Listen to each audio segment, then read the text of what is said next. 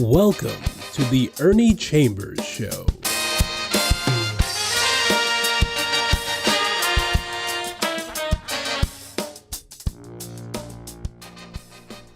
Brothers and sisters, friends, enemies, and neutrals, let me tell you why I give that invitation. I don't care who you are. I don't care about your race, your color, your ethnicity, your sexual orientation, your politics. None of that means anything to me. What I'm saying is if you are watching, I welcome you. And I don't have any way of knowing whether one person is watching, 1,000 people are watching, or 0 people are watching. When I agree to do something, the burden, if you want to call it that, is on me to do what I promised to do, regardless of what anybody else has done. And this principle has served me very well because I do not get discouraged when I don't have a lot of company along with me when I'm doing something that is difficult or controversial. As some people know, maybe a lot of people, I wish all knew, March is Women's History Month. And I could not let this month go by without commenting on it. You know they have what they call Black History Month. They used to call it Negro History. Women have played a very, very important role in everything that has happened in the history of the world. No matter how great a man is, whether it's Jesus Christ, Julius Caesar, or anybody else, they wouldn't be here had it not been for a woman. So that's why the Native Americans refer to the earth as Mother Earth. She gives birth to everything living, and in the natural world, non-living. Some people, however, attribute or ascribe to what we call inanimate objects a soul or a spirit or an essence which is unseen, unheard, unfelt, but goes beyond just the physical, corporeal form of that object. Let me get started. White men in America control everything, always have. They feel like they always will. Well, in the retail industry, women had made strides during the times when people were pushing for what they call affirmative action. As women CEOs, chief executive officers, leave through retirement or whatever, they're being replaced by men. And I'm just going to read a couple of paragraphs from an article just a few days old. Over the past 12 months, 39 retail CEOs, 12 women and 27 men, have been replaced, and in the process, 6 fewer women were appointed as replacements. That was said by John Long, Korn Kerry's North America retail sector leader based in Dallas. Quote, "It's hard to take a 12-month view and be declarative, but women are losing ground," Long said. "The recent experience is worth watching. While retail CEO tenure averaged almost 6 years overall, women's spans were almost 2.5 years shorter than men's." Long said, "We have to look at a longer time horizon. When white men are forced, one way or the other, to stop being so unjust, they're like a crouching beast, crouched, muscles bunched and tensed, ready to spring at the least opportunity to turn the clock back to where it was and where they feel comfortable. That's happening in the retail sector, and these CEOs primarily are white women. So the more things change, the more they remain or become the same. Here I have before me a copy of a resolution when I was in the legislature. It was enacted March 8th, 2018. it was numbered Legislative Resolution 341. 1. Whereas March is Women's History Month and is a time to celebrate the significant contributions women of all races, ethnicities, and backgrounds have made to the world. And whereas women play a critical role in the vitality and diversity of our communities and are essential to ensuring Nebraska is well represented, and whereas while the 20th century was a pivotal time of growth for women entering politics, women remain underrepresented in male-dominated fields, thus providing opportunities to support women in public office is imperative. And 4, whereas recognizing women in public office will bring awareness to the fundamental necessity of their work and will inspire other young people to serve their communities. Now therefore be it resolved by the members of the 105th Legislature of Nebraska Second Session that the legislature recognizes March 19, 2018 as Celebrating Women in Public Office Day and calls upon the people of this state to unite in supporting the success of women in public office. Now, you can subtract, 18 from 24. In the 6 years since this resolution passed, would you say that a substantial or remarkable number of women have influxed into politics, whether at the city, county, state, or federal level? People call me a pessimist. I say a realist. I say no. Women are still on the downslope everywhere. Every man should consider this. We should love women because each one of us was born in bed with a woman. And beyond that, as Sojourner Truth pointed out to Frederick Douglass when there was a debate of some kind or other going on, God and a woman produced your Jesus Christ. A man had nothing whatsoever to do with it. You can give all of the rational arguments, but if white men were rational, we wouldn't have the discrimination that they trigger against especially black people of both sexes. But everybody they can take advantage of, they will. Is this every white man? Of course not.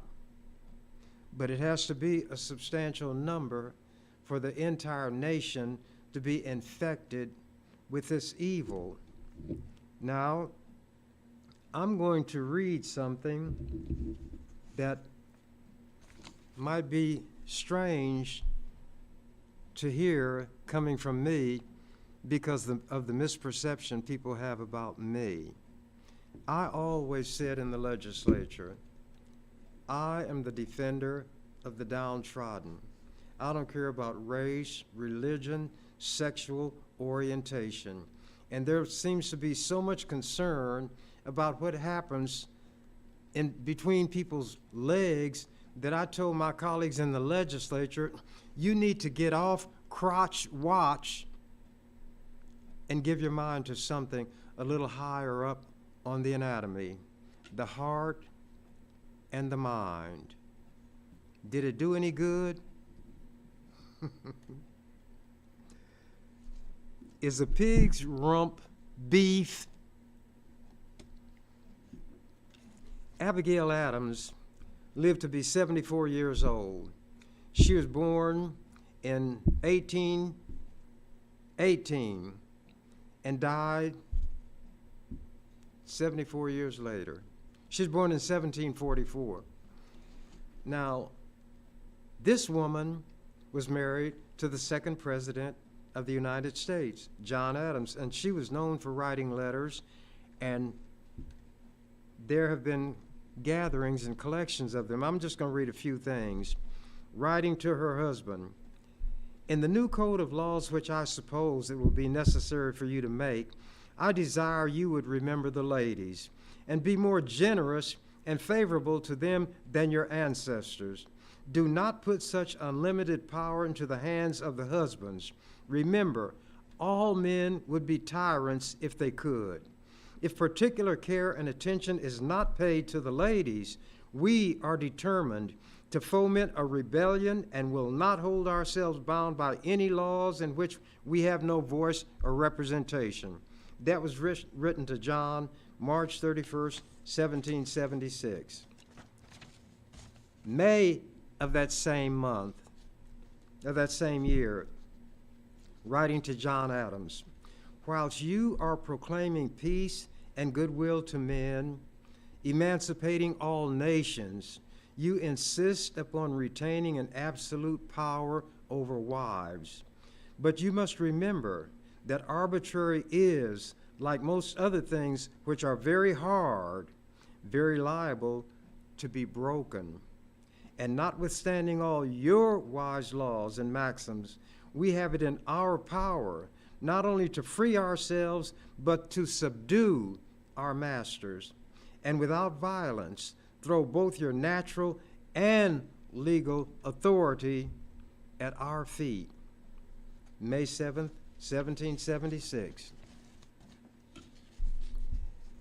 Deliver me from your cold, phlegmatic preachers, politicians, friends, lovers, and husbands. In other words, no matter what label a man wears, they're all cut from the same cloth.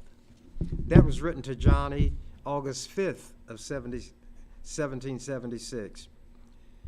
Then, the next letter that I'll read from, if we mean to have heroes, statesmen, and philosophers, we should have learned women. If much depends, as is allowed, upon the early education of youth, and the first principles which are instilled take the deepest root, great benefit must arise from literary accomplishments in women. In other words, wake up and smell the flowers. That was written August 14th, 1776.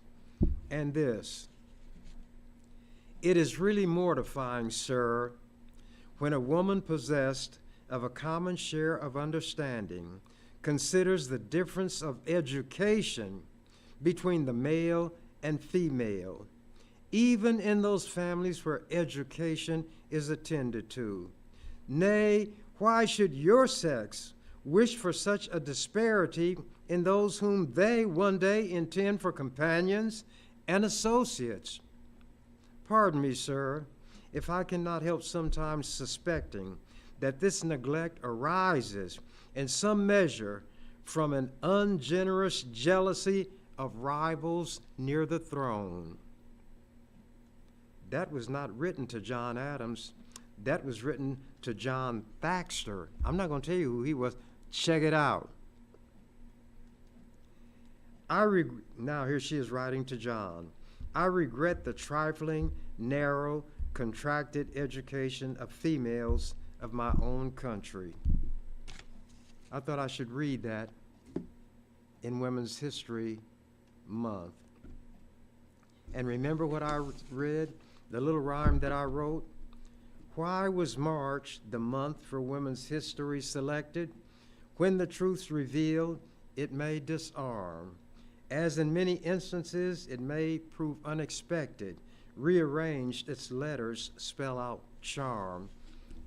I'm fascinated by language, fascinated by words and numbers. I'm not a mathematician. I do a bit of writing, but I read the works of men like Edgar Allan Poe, Jonathan Swift. Richard Wright was a black man who wrote Black Boy, and just any number of people.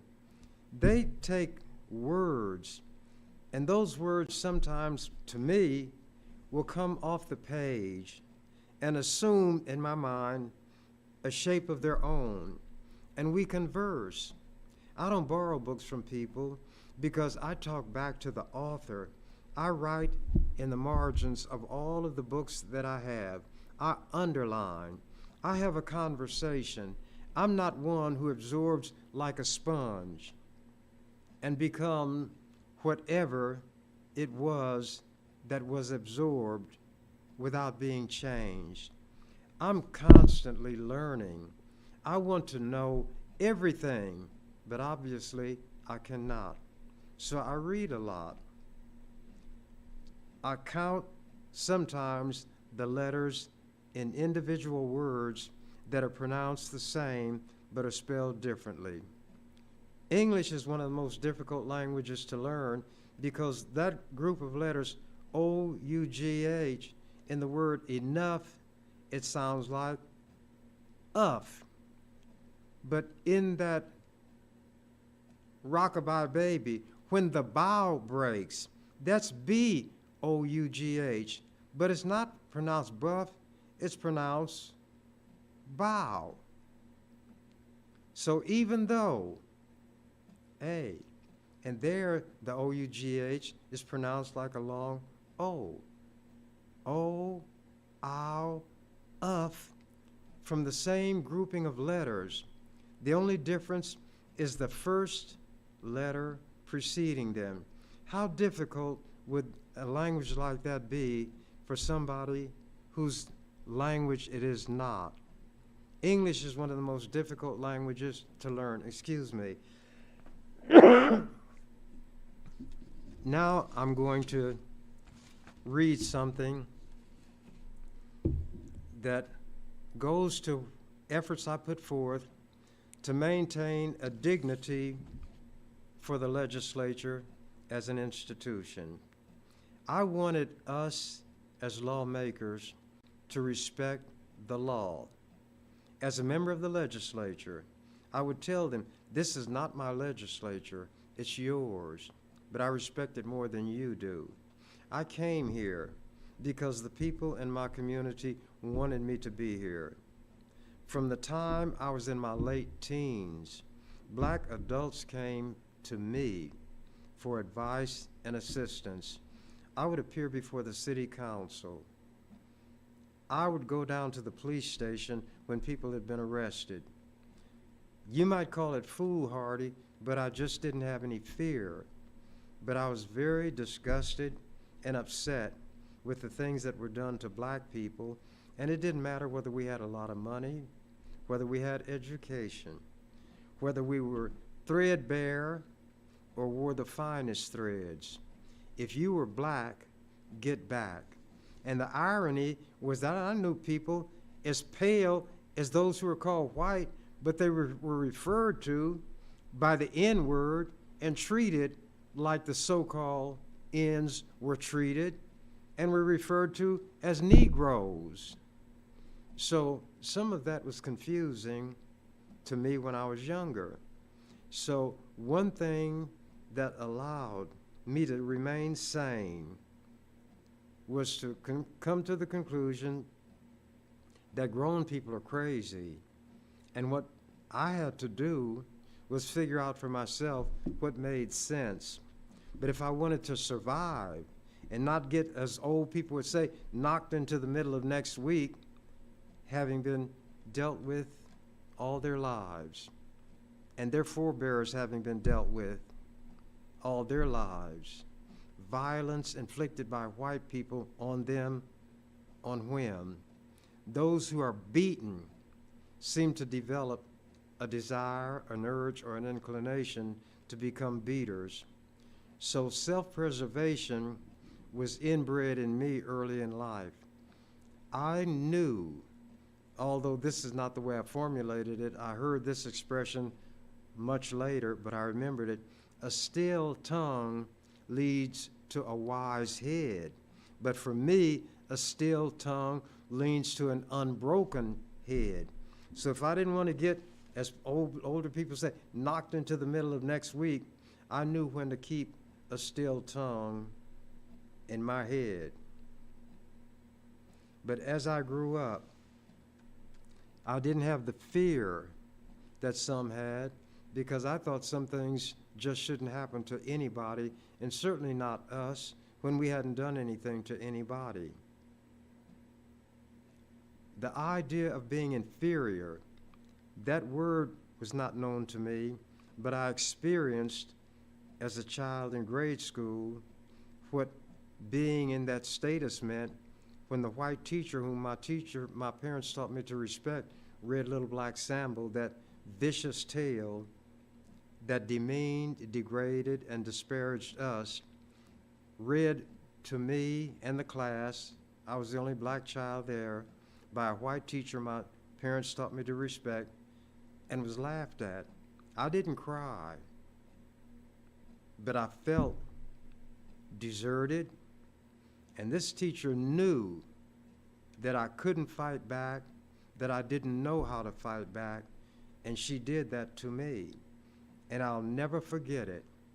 And I think that may be, old people had an expression, that child is marked. It marked me. And maybe that's what gave me a kind of determination that other people don't have. I can think back, and I don't feel the pain the same way now that I did as a child, but I'll never forget it. And I don't want any child, I don't care whose child it is, to have that feeling that I had, no matter what the source of it would be.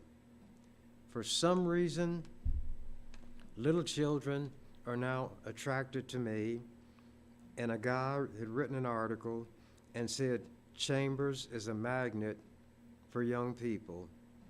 In the past, I've mentioned photographs that people wanted me to take with their children, so I'm not going through that again.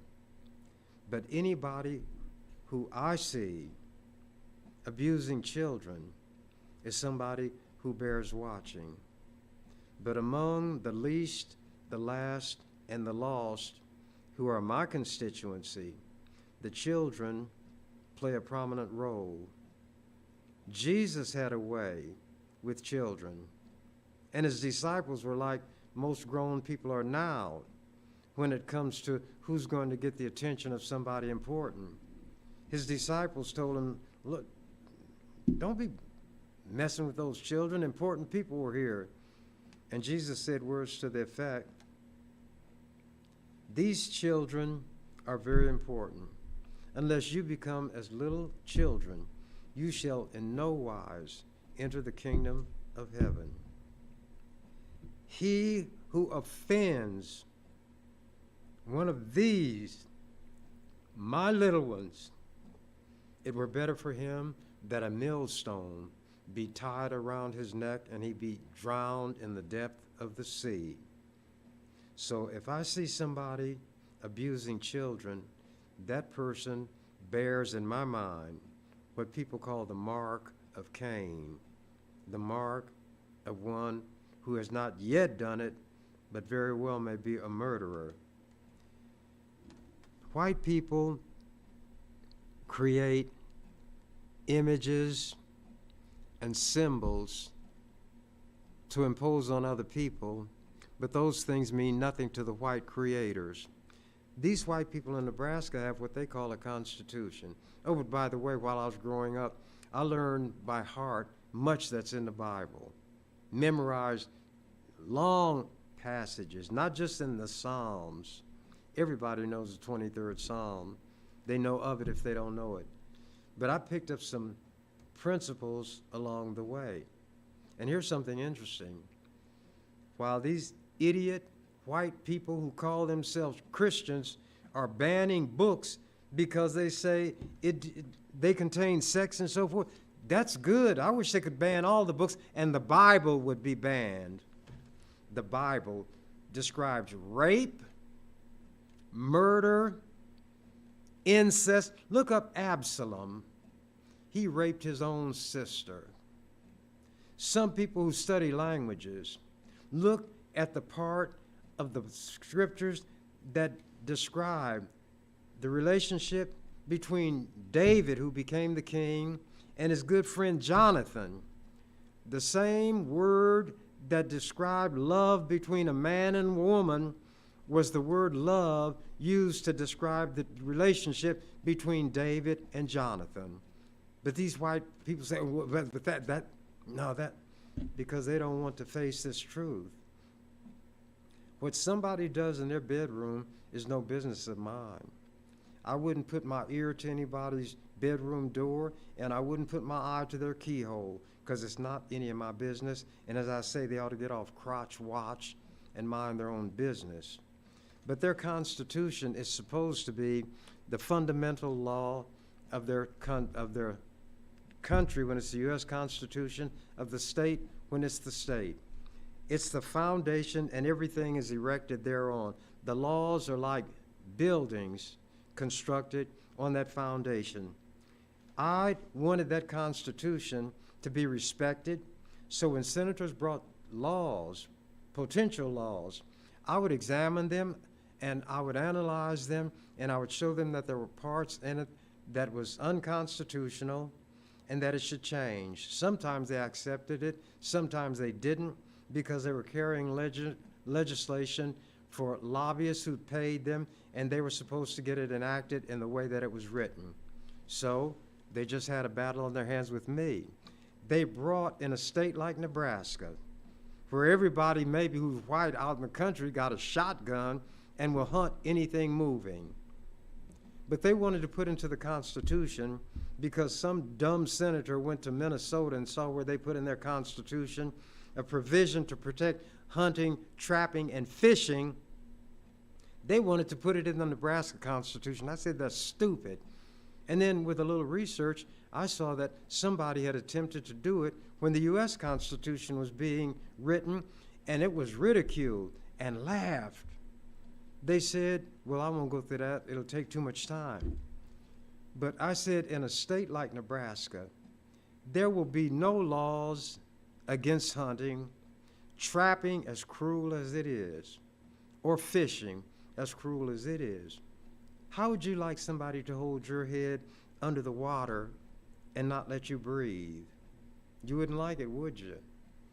And if you made an inhaling movement or motion, you'd suck water down into your lungs, and if enough got in there, you'd die from suffocation. You don't die from drinking too much water, you die from not getting enough oxygen. What do you think happens to a fish when you take that fish out of the water? When the water passes through the fish's mouth and the gills, it picks up oxygen. In other words, that's the way it breathes. When you take it out of the water, it dies from suffocation. That's why if you drop a fish on the ground, it flops, and people love to watch that. Well, maybe if fish were in charge, they'd love to see you have your head held underwater, and they hold your fish and watch you struggle to try to get air. I thought all these were God's creatures, huh? But anyway, because I'd given an affirmation that I would uphold the Constitution, to me that meant keep it from being minimized, degraded by nonsensical things being put in it. So I fought tooth and nail, and I thought the best way to fight against an amendment like this that they were offering, hunting, trapping, and fishing, I offered amendments of things that should be hunted, things that should be trapped, things that should be fished for. Here was one, and I'm going to read this. Hunting for Amelia Earhart, salvaging the Nebraska Constitution. In 2005, a few years ago, they had a debate on an amendment to propose to the Constitution to prohibit any law that would abolish hunting, trapping, or fishing. So I offered amendments of things that should be hunted for. Excuse me. On April 21st, 2005, during extended legislative debate by which I, for the third time, derailed an ill-advised attempt to befoul the Nebraska Constitution with an amendment to, quote, protect, unquote, hunting, fishing, and trapping. My Amelia Earhart amendment, one of 3 dozen, created the opportunity for me to expound on what I deemed to be a fit target of hunting In other words, this is what you ought to be hunting for. I argued in pertinent point and part, and this is still contained, I'm quoting from the transcript of that debate. Amelia Earhart Amendment. After the word hunting, it adds, for the wreckage of Amelia Earhart's airplane. That would be in the Nebraska Constitution. It would be deemed a valued part of the heritage of the people, because that's what they claimed their amendment to protect hunting would be. Not just of Nebraska, not just of this country, but of people everywhere, to be aware of and to hunt for, or hope that somebody will hunt for and be successful in finding the wreckage of her plane, unquote. Then, after detailing some of her aviation exploits, including crossing the Atlantic alone on May 20th and 21st of 1932, all of which drew her into the movement that encouraged the development of commercial aviation, I took up the thread and described her doomed flight in a twin-engine Lockheed Electra.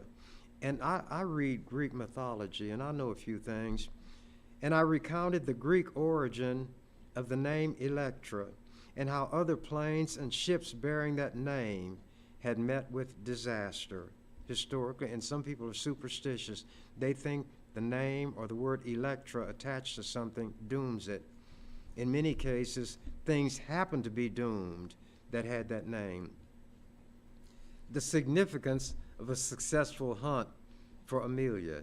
I said, because of what this woman achieved, and because of the fact that human beings, especially in places like America, relate more to physical objects than to the idea behind them, if the wreckage of this woman's plane were to be found and established conclusively to be the wreckage of her plane, it could become somewhat of a shrine. Old women who were denied opportunities to do the things that they knew they had the ability to do, but were denied the opportunity because of their gender. Middle-aged women who were disheartened because the ones who went before them had done things so they felt doomed to follow the same drudge path.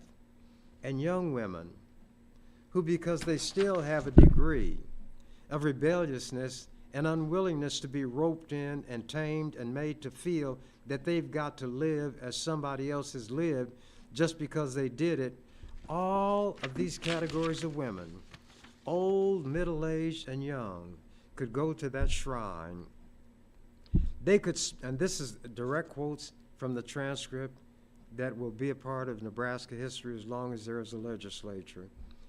They could span the generations and realize that this huge female pool of talent and ability is exemplified by what this woman had done and lost her life apparently in trying to do more. The wreckage of this airplane would prove that that had really happened. So all of the women of whatever religion, political persuasion, race, language group, ethnicity, sexual orientation, if some people knew that Willa Cather, a famous literary person in Nebraska, wrote My Antonia and some other things, if some people knew that Willa Cather was a lesbian, they'd be wanting to take her out of the Nebraska Hall of Fame. That's why I said sexual orientation. All of these women could go there. They could light candles. They could write notes and leave them there. They could bring dolls, bouquets of flowers, articles of clothing, pieces of jewelry,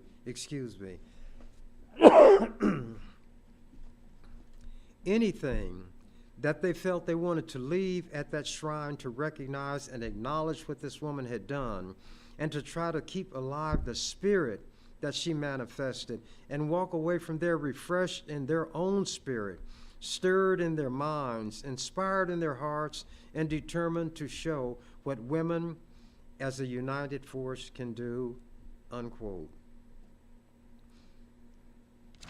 Then altering the course of history, quoting again from the transcript, comprising a majority of the population of this country. There is no reason why women cannot seize political power and change this country. And by changing the most powerful country in the world, change the entire world. And by changing the world, alter the course of history. And it would be altered for the better, because it cannot be any worse than it is now under the dominance of white men. Amelia Earhart is somebody who ought to be remembered. And what I'm offering here is far less frivolous, it's even whimsical, than what the original proposed constitutional amendment suggests. So I hope you'll adopt my amendment. Thank you, Mr. President. This is not in the transcript, but it's describing what happened. Before requesting and receiving support in rejecting my amendment, the sponsor of the proposed constitutional amendment offered an acknowledgement, as often happened despite opposition to my offerings. Mr. President, and this is in the transcript, Mr. President, members of the legislature, first of all, I commend Senator Chambers for bringing this and talking about all the wonderful things about Amelia Earhart. And she was more of my parents' generation. Although that's the case, I can remember growing up, them talking about her and how the plane wreck was, she was never found again. But I'm going to oppose this, meaning my amendment. I don't think it's appropriate subject matter to be part of this proposal, but it would be better than what they were offering. Now, 7 years later,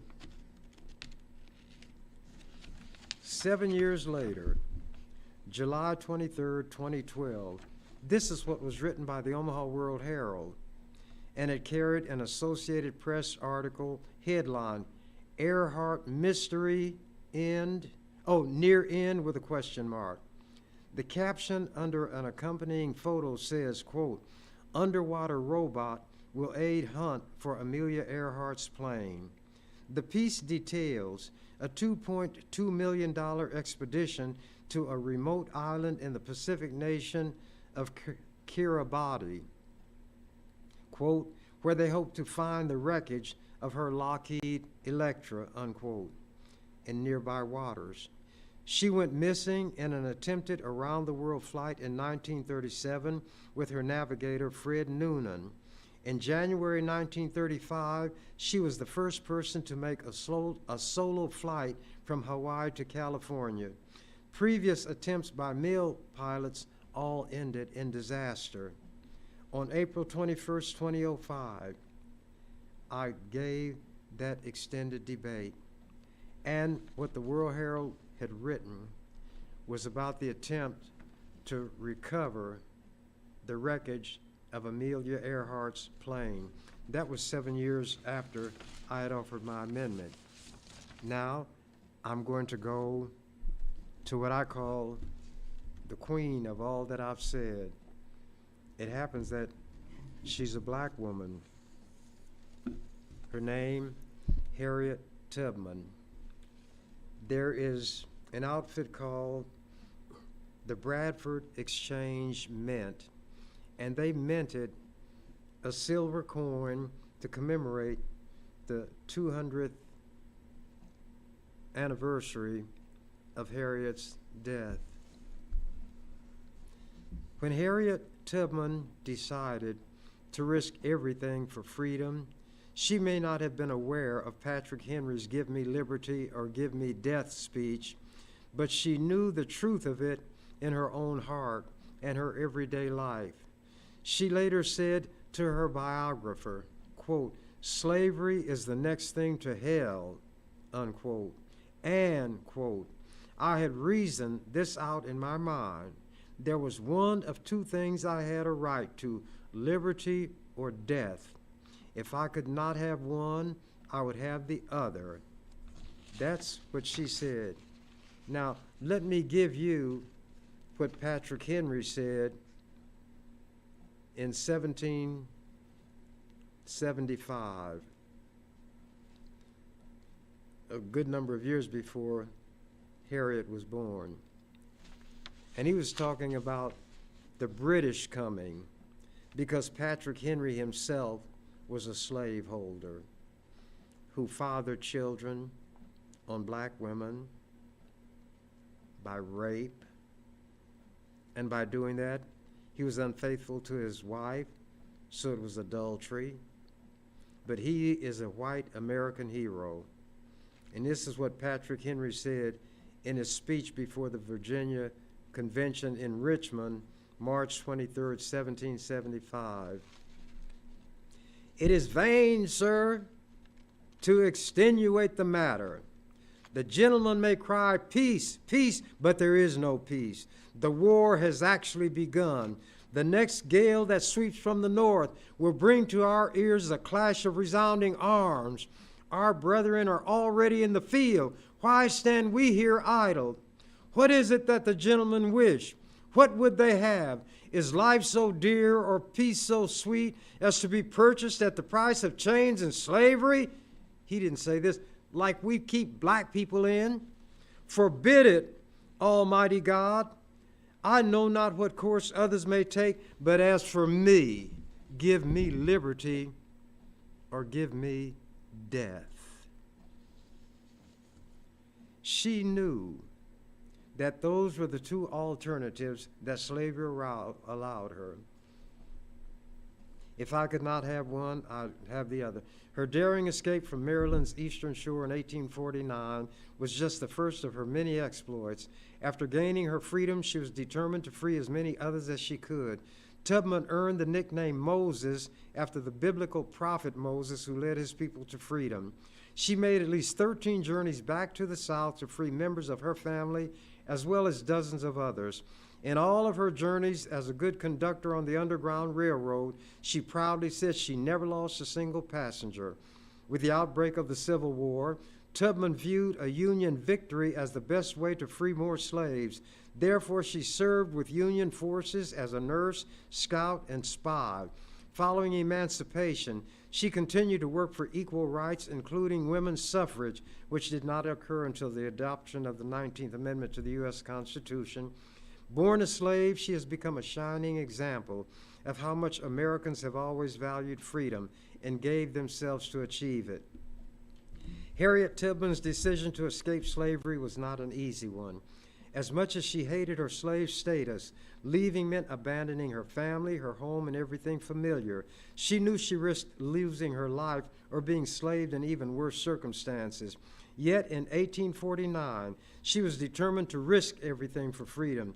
She escaped from Maryland with the aid of the Underground Railroad, which was a network of abolitionists and free African Americans who helped fugitive slaves to escape to free territories. Traveling mostly by night, guided by the North Star, she probably followed a common route for escaping slaves along the Choptank River through Delaware and then north into Pennsylvania to Philadelphia. The 90-mile journey on foot could have taken her between 5 days and 3 weeks.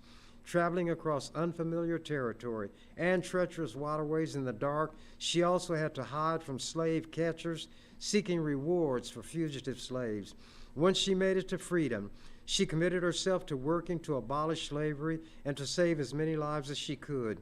She made an additional 13 journeys back into the South, rescuing many of her family and dozens of other enslaved people, and became known as Moses. When she joined the Union Army, she became a spy. And here is what was said about her. Still another efficient spy was Harriet Tubman. She was an escaped slave and one of the most daring of all. Before the war, she aided slaves to escape. T.W. Higginson, white colonel of a Negro regiment, said of her, "We have here the greatest heroine of the age, Harriet Tubman, a black woman and a fugitive slave. Her tales of adventure are beyond anything in fiction, and her ingenuity and generalship are extraordinary." She had a reward of $12,000 offered for her in Maryland and will probably be burnt alive whenever she is caught, which she will probably be, first or last, as she is going again and again. She is jet black and cannot read or write.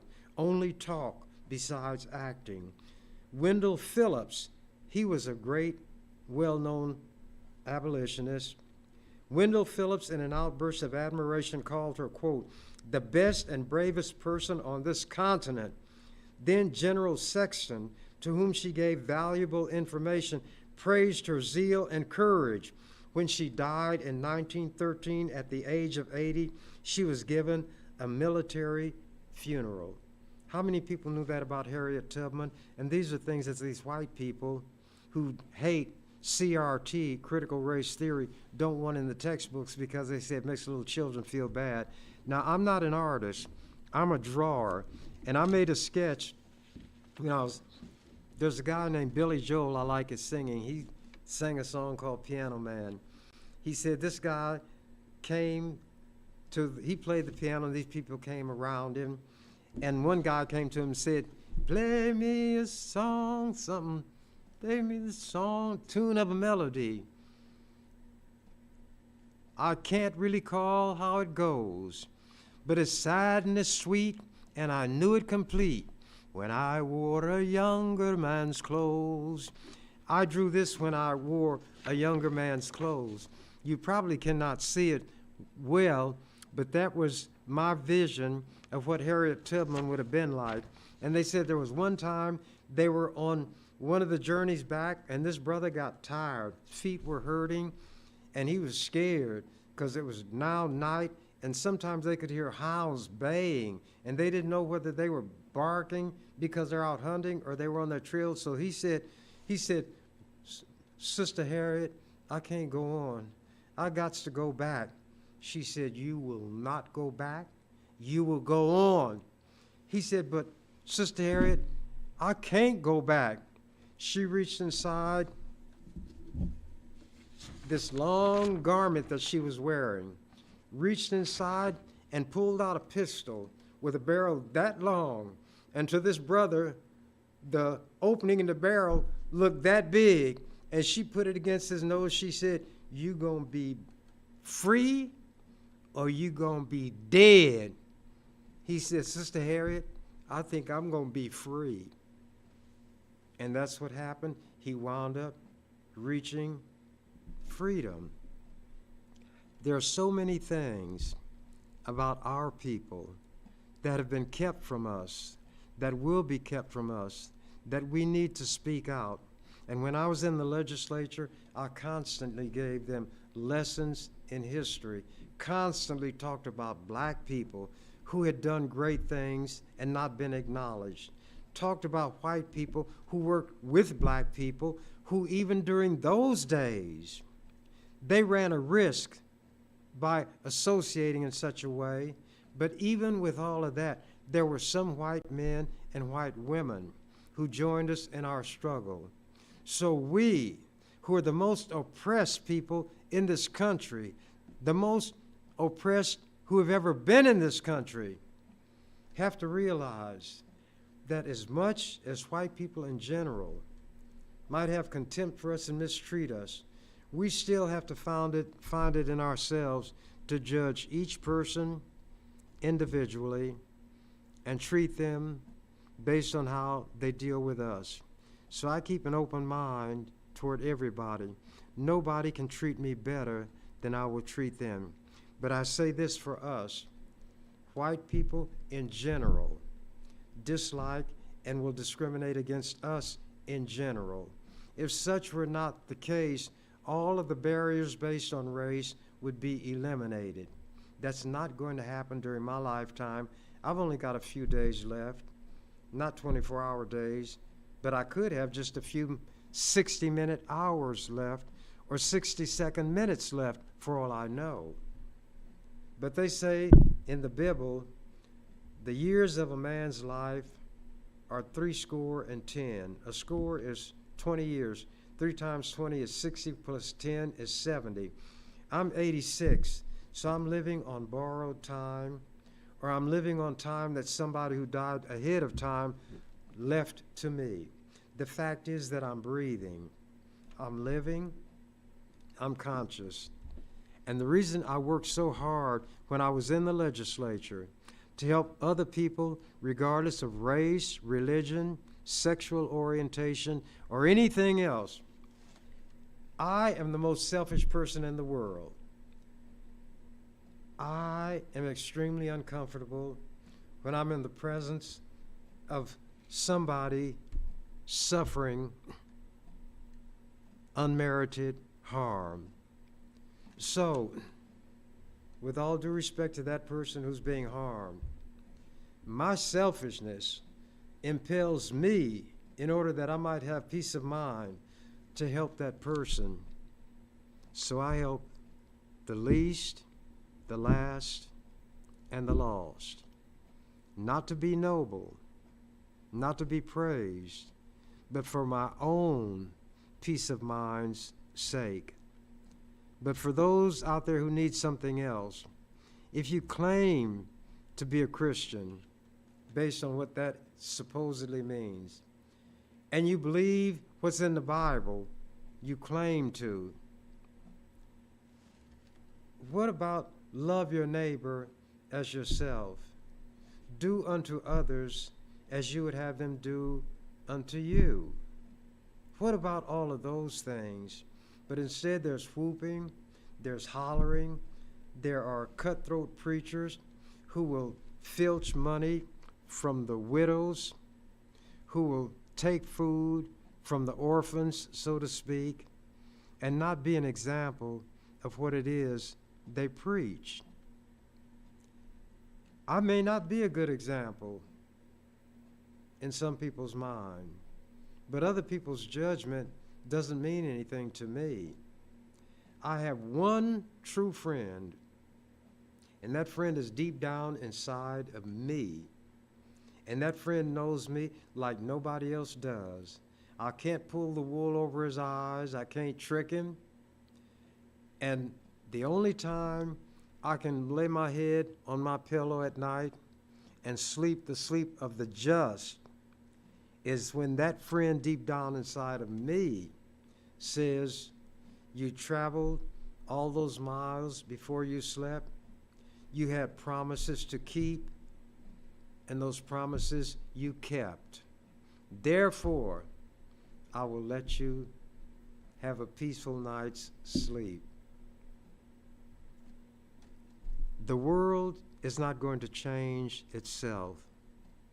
Now, I'm not saying this next just because I'm old. We need to be concerned and show care for our elderly people among us when it comes to their health, their physical well-being. Dementia is one of the most cruel things, I think, that can befall somebody. Forgetfulness, to not know who you are, not know where you are, maybe not know what this is, or if you know what it is, you no longer remember what it's for.